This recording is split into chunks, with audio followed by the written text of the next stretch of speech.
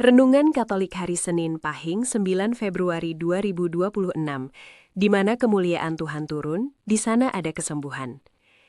Kemudian berkatalah Salomo, Tuhan telah menetapkan matahari di langit, tetapi ia memutuskan untuk diam dalam kekelaman.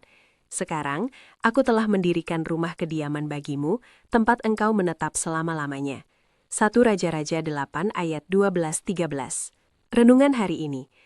Kedua bacaan hari ini berbicara tentang kehadiran Tuhan yang nyata dan membawa kesembuhan.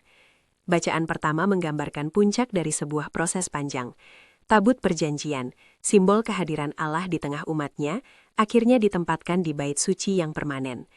Saat kemuliaan Tuhan memenuhi bait itu, bahkan imam-imam pun tidak tahan berdiri. Ini adalah kehadiran Allah yang transenden, agung, dan terpusat di satu tempat yang sangat kudus. Kontrasnya, Injil menunjukkan kehadiran Allah yang imanen, menyatu dengan manusia, dan berpindah-pindah.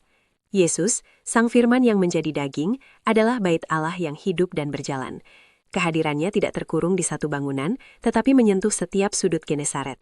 Dimanapun kakinya menginjak, disitulah kemuliaan Tuhan menyembuhkan.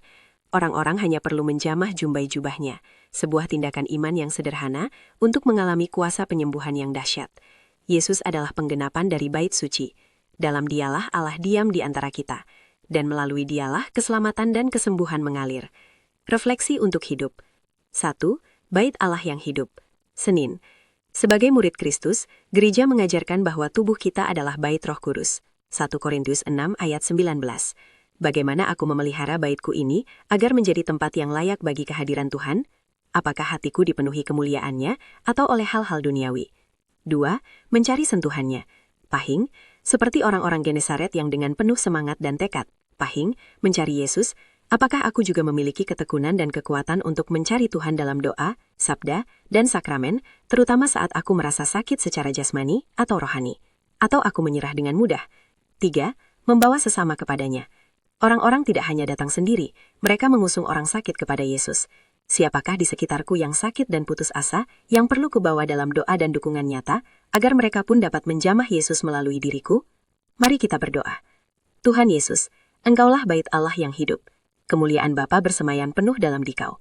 Seperti orang-orang Genesaret, kami percaya bahwa hanya dengan menjamah-Mu, hidup kami akan disembuhkan dan dipulihkan. Berilah kami semangat baru, Senin, dan ketekunan yang kuat, Pahing, untuk selalu datang kepadamu. Sentuhlah kami dengan kasih-Mu. Jadikanlah kami pula saluran kehadiran-Mu yang menyembuhkan, agar melalui pelayanan kami yang sederhana, banyak orang dapat mengalami sentuhan kasih-Mu yang mengubah hidup. Sebab Engkaulah Tuhan dan Penyelamat kami, kini dan sepanjang masa.